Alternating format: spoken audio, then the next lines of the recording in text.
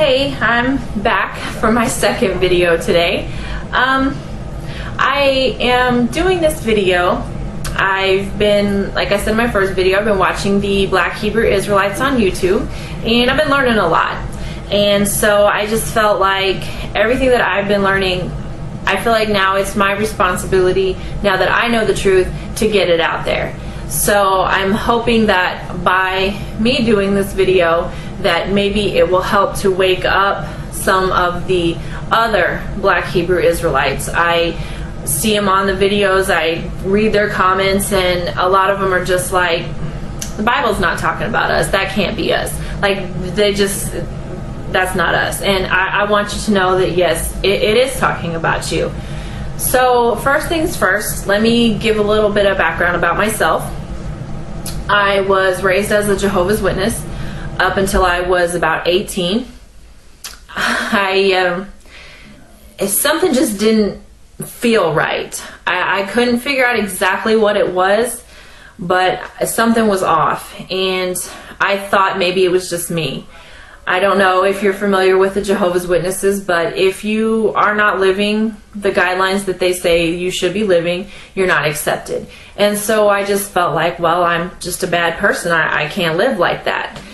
And with my basically entire family, with the exception of a couple people, all being Jehovah's Witness, I was taught this by my mother and my father, so I felt like I mean, being lied to never even crossed my mind. I never thought that's what was going on.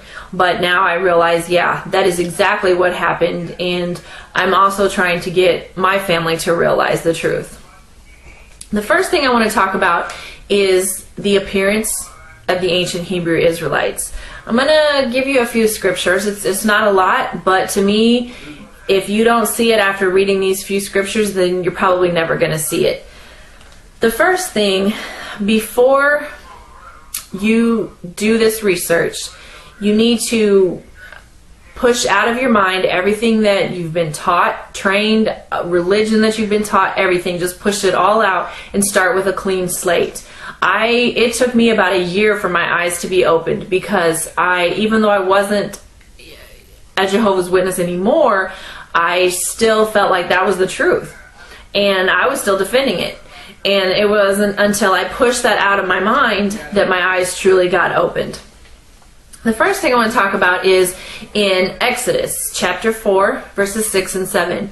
When God was speaking to Moses, and he was going to use him to bring the children of Israel out of Egypt where they were enslaved, he was giving him some signs to let him know that, hey, I will be with you, I will help you with this. So he had told Moses in this particular chapter and verses, he said, stick your hand into your bosom. And when he pulled it out, it says that it was white as snow. Now, if you were to take somebody of my skin color and stick my hand in my bosom, pull it out, and it's still white, that's not really going to be anything miraculous. But now if you were to take a person of black skin and put their hand in their bosom, pull it out, and it's white, that would be pretty miraculous. Another example is of Miriam. In Numbers chapter 12 and verse 10, it says God turned her into a leper, and she was white as snow. So if he turned her white, then she obviously had to be black to begin with. In Amos 9 and verse 7, God is speaking to the children of Israel, and he says, are you not as the Ethiopians unto me? Now, some versions are going to say Cushite, which if you don't look that up, it's not really going to mean much to you. But if you look up the word Cushite, it's going to say Ethiopian. Now, we all know Ethiopians are very, very dark-skinned people. And God was comparing his people, the children of Israel, to them. A couple of other scriptures are Lamentations 5 and verse 10 and Job 30:30. Those also refer to the skin color of the Israelites as being black. Now, I have to tell you this. If you have a new King James Version, it's going to take the word black out.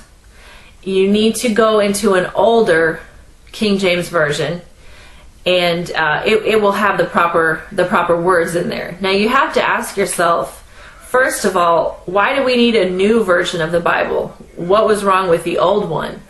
And second of all, why would they take the word black out? What are they trying to hide? Now, in Revelation chapter 1, verses 13 through 15, is a description of Christ. And it brings out that he had hair white like wool. Now, I want to show you a picture. I mean, I'm pretty sure everybody knows what wool looks like, but I just wanted you to get a good visual. Okay? Now, there's wool. Now, I'm going to show you another picture, and we all know who this is. But when you look at his hair, it is exactly like the sheep's wool. Now, I know it says that it was white, so I want to show you a picture of an older Hebrew Israelite. And when you look at his hair, that's exactly what it is, white like wool. Now, if you look at the gentleman next to him, who is a so-called white person, he does not have woolly hair.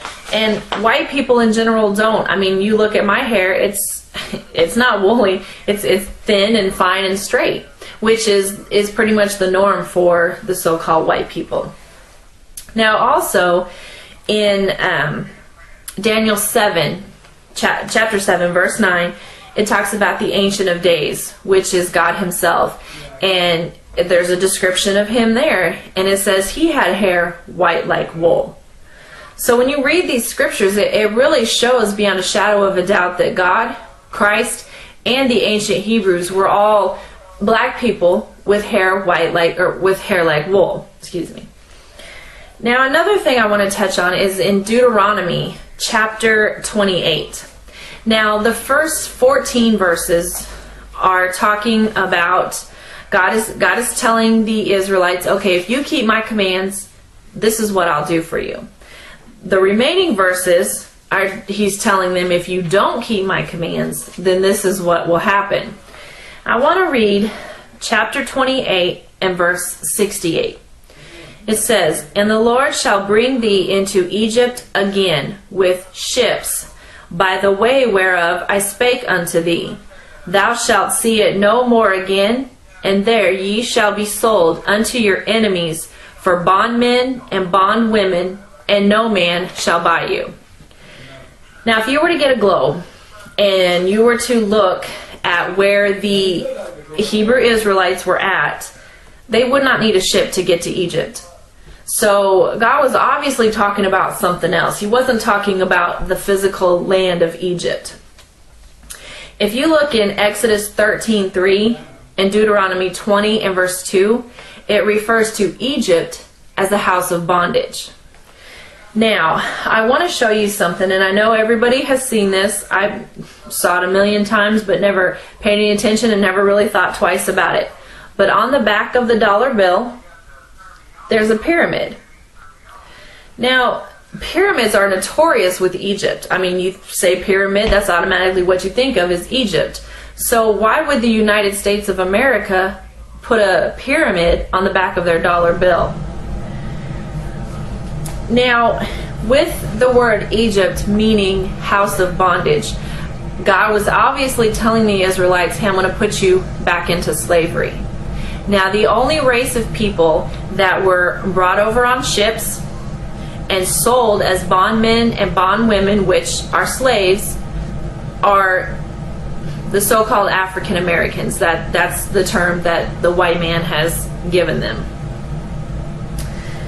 Now, like I said before, if after you do this research, which I don't expect you to take anything that I'm telling you, look it up for yourself, do the research. That's what I did. Anytime I was shown a scripture, shown something in a book, I'd look it up myself and do the same thing. And if at the end of that you still can't see it, then I really don't know what else to say. But I want the black Hebrew Israelites, I'm trying to help to get them woke up and to see the rich heritage that they really have, and what a blessing to be one of God's chosen people. I mean, honestly, I'd give my left foot to be one of God's chosen people. So I'm just trying to help and get this out there, and I'm hoping that if one person listens to what I have to say and they see the truth, then great. I'm ecstatic. So I'm hoping that this helps, and I hope everybody enjoyed my video. Thank you.